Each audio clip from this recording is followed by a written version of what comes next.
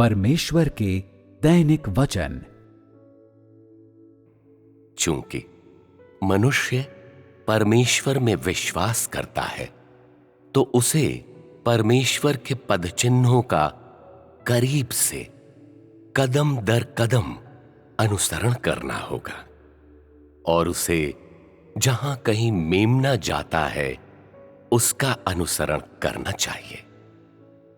केवल ये ही ऐसे लोग हैं जो सच्चे मार्ग को खोजते हैं। केवल ये ही ऐसे मनुष्य हैं जो पवित्र आत्मा के कार्य को जानते हैं।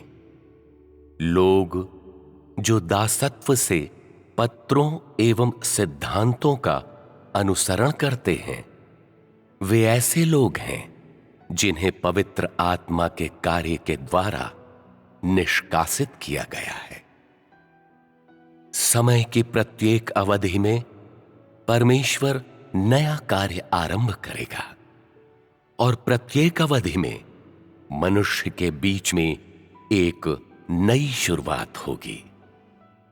यदि मनुष्य केवल इन सच्चाइयों में ही बना रहता है कि यहोवा ही परमेश्वर है और यीशु ही मसीहा है, जो ऐसी सच्चाइयां हैं जो केवल एक अकेले युग पर ही लागू होती हैं, तो मनुष्य कभी भी पवित्र आत्मा के कार्य के साथ कदम नहीं मिला पाएगा और वह हमेशा पवित्र आत्मा के कार्य को हासिल करने में असमर्थ रहेगा।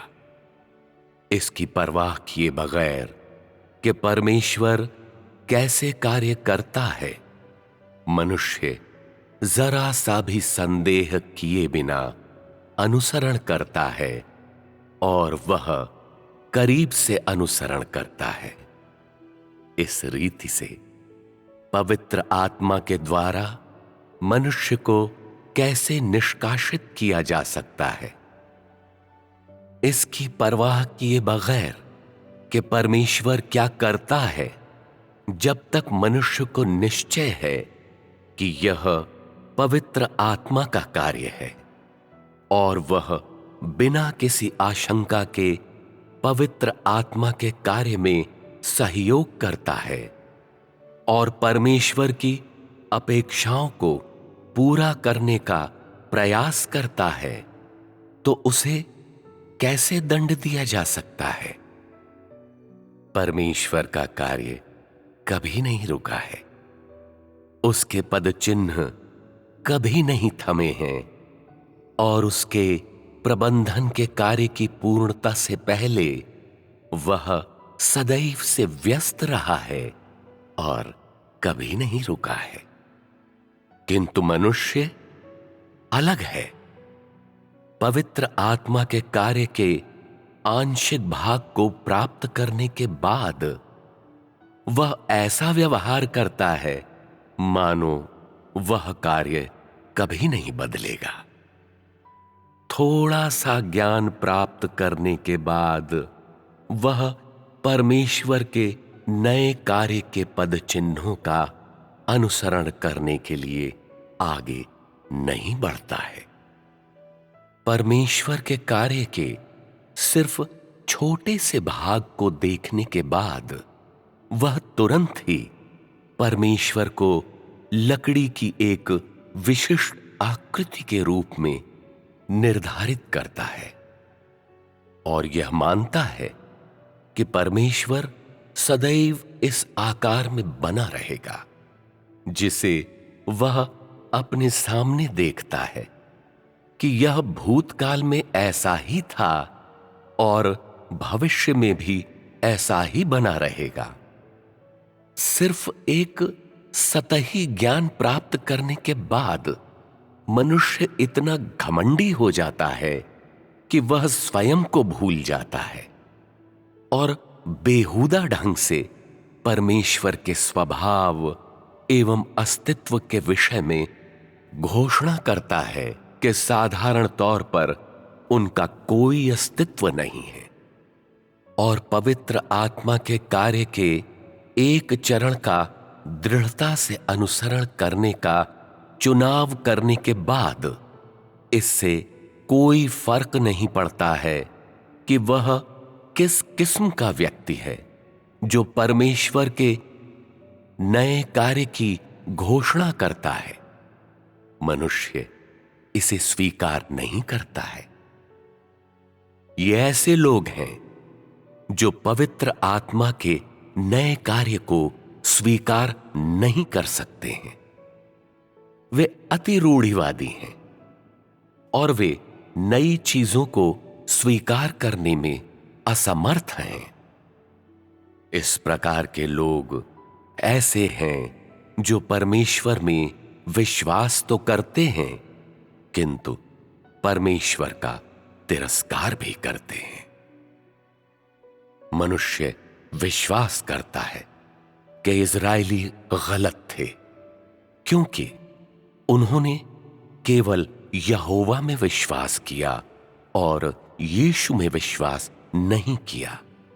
फिर भी अधिकांश लोग एक ऐसी भूमिका निभाते हैं जिसके अंतर्गत वे केवल यहोवा में विश्वास करते हैं तथा यीशु को ठुकराते हैं और मसीहा के वापस लौटने की लालसा करते हैं, किंतु उस मसीहा का विरोध करते हैं जिसे यीशु कहते हैं। तो इसमें कोई आश्चर्य नहीं है कि लोग पवित्र आत्मा के कार्य के एक चरण को स्वीकार करने के पश्चात अभी भी शैतान के प्रभुत्व के अधीन जीवन बिताते हैं और उन्होंने अभी भी परमेश्वर की आशीषों को प्राप्त नहीं किया है। क्या यह मनुष्य के विद्रोहीपन का परिणाम नहीं है?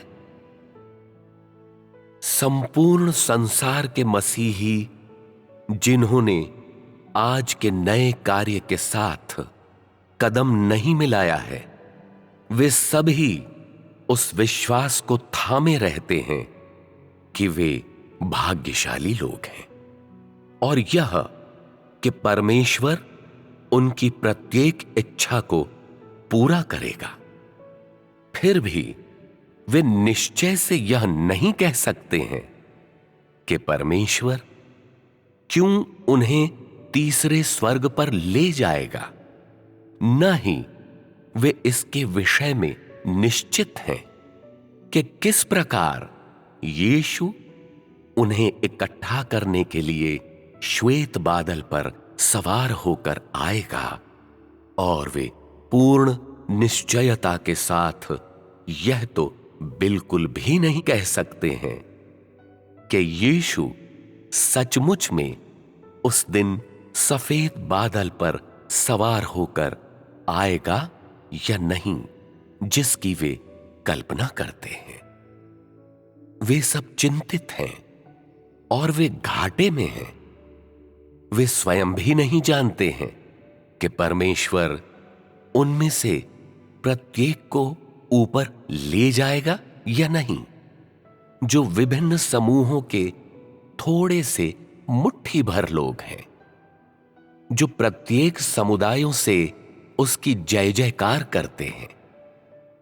वह कार्य जिसे परमेश्वर ने अब किया है, वर्तमान युग और परमेश्वर की इच्छा, उनके पास इनमें से किसी भी चीज की कोई समझ नहीं है और वे अपनी उंगलियों में दिनों को गिनने के अलावा और कुछ नहीं कर सकते हैं। ऐसे लोग जो अंत तक मेमने के पद चिन्हों का अनुसरण करते हैं, केवल वे ही अंतिम आशीष को प्राप्त कर सकते हैं, जबकि वे चतुर लोग जो बिल्कुल अंत तक अनुसरण करने में असमर्थ हैं, फिर भी विश्वास करते हैं कि उन्हें सब कुछ प्राप्त हो चुका है। वे परमेश्वर के प्रगटीकरण की गवाही देने में असमर्थ हैं। वे सब विश्वास करते हैं कि वे पृथ्वी पर सबसे चतुर व्यक्ति हैं और वे अकारण ही परमेश्वर के कार्य के लगातार विकास को छोटा करते हैं। और ऐसा प्रतीत होता है कि वे पूर्ण निश्चयता के साथ विश्वास करते हैं कि परमेश्वर उन्हें स्वर्ग ले जाएगा।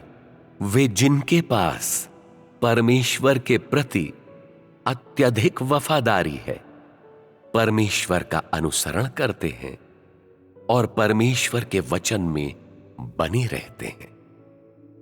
यद्यपि उनके पास परमेश्वर के द्वारा बोले गए वचनों के प्रति अत्यधिक वफादारी है, फिर भी उनके वचन एवं कार्य अत्यंत घिनौने लगते हैं, क्योंकि वे पवित्र आत्मा के कार्य का विरोध करते हैं और छल एवं दुष्टता करते हैं।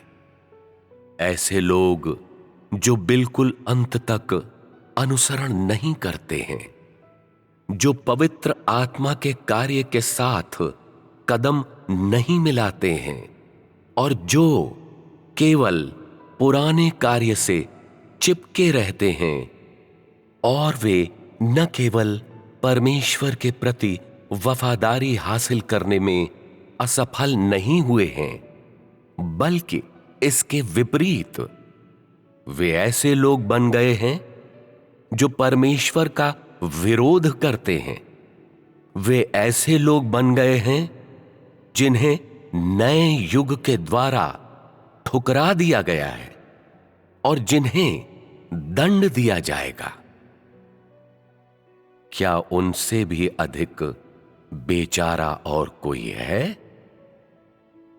अनेक लोग यह भी विश्वास करते हैं कि वे सब जो प्राचीन व्यवस्था को ठुकराते हैं और नए कार्य को स्वीकार करते हैं, वे विवेकहीन हैं। ये लोग जो केवल विवेक की ही बात करते हैं और पवित्र आत्मा के कार्य को नहीं जानते हैं, अंततः उनके स्वयं के विवेक द्वारा उनके भविष्य की संभावनाओं को छोटा कर दिया जाएगा। परमेश्वर का कार्य सिद्धांत के द्वारा बना नहीं रहता है, और यद्यपि यह उसका स्वयं का कार्य है, फिर भी परमेश्वर इससे अभी भी चिपका नहीं रहता है। जिसे नकारा जाना चाहिए उसे नकारा गया है, जिसे हटाया जाना चाहिए उसे हटाया गया है। फिर भी मनुष्य परमेश्वर के प्रबंधन के कार्य के सिर्फ एक छोटे से भाग को ही पकड़े रहने के द्वारा स्वयं को परमेश्वर से शत्रुता की स्थिति में रख देता है। क्या यह मनुष्य की मूर्खता नहीं है? क्या यह मनुष्य की अज्ञानता नहीं है? लोग जितना अधिक भयभीत एवं अति सतर्क होते हैं, क्योंकि वे परमेश्वर की आशीषों को प्राप्त न करने के विषय में डरते हैं, उतना ही अधिक वे और बड़ी आशीषों को हासिल करने और अंतिम आशीष को पाने में असमर्थ होते हैं। ऐसे लोग जो दासत्व से व्यवस्था में बने रहते हैं, वे सभी व्यवस्था के प्रति अत्यंत वफादारी का प्रदर्शन करते हैं, और वे जितना अधिक व्यवस्था के प्रति ऐसी वफादारी का प्रदर्शन करते हैं, उतना ही अधिक वे ऐसे विद्रोही होते हैं जो परमेश्वर का विरोध करते हैं। क्योंकि अब राज्य का युग है और व्यवस्था का युग नहीं है, और आज के कार्य को अतीत के कार्य के विरुद्ध रोका नहीं जा सकता है और अतीत के कार्य की तुलना आज के कार्य से नहीं की जा सकती है। परमेश्वर का कार्य बदल चुका है और मनुष्य का रीति व्यवहार भी बदल चुका है। उसे व्यवस्था को पकड़े रहना या क्रूस को उठाना नहीं है। अतः व्यवस्था एवं क्रूस के प्रति लोगों की वफादारी परमेश्वर की स्वीकृति को प्राप्त नहीं करेगी।